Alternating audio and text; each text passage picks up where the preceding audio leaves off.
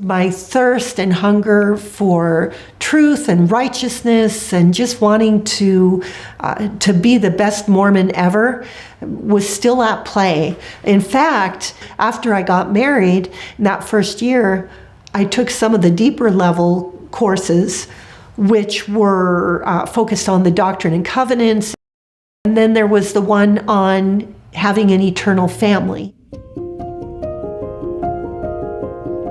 And I was super excited about that one because we were planning to go to the temple when the year was up. There was a part in section 132 of the Doctrine and Covenants where it talks about eternal marriage. And eternal marriage was more, I learned, than just being married to your spouse and having a forever family.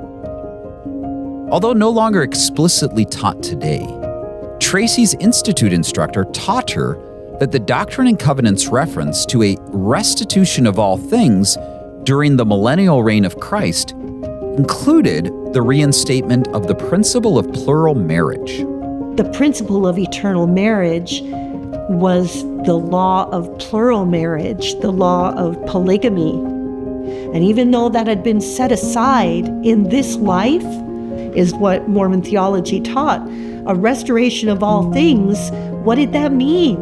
I already knew about polygamy.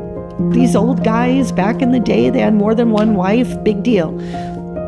But now that I was married and I had a husband, and I was thinking of the 4 years of HE double toothpicks and dating Becky at the same time, I thought there is no way, I don't want anything to do with polygamy. If that is a foretaste of what polygamy is going to be like in heaven, I don't want any part of it.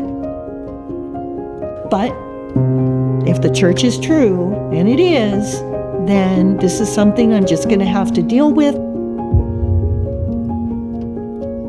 Tracy set aside her concerning doubts about celestial plural marriage.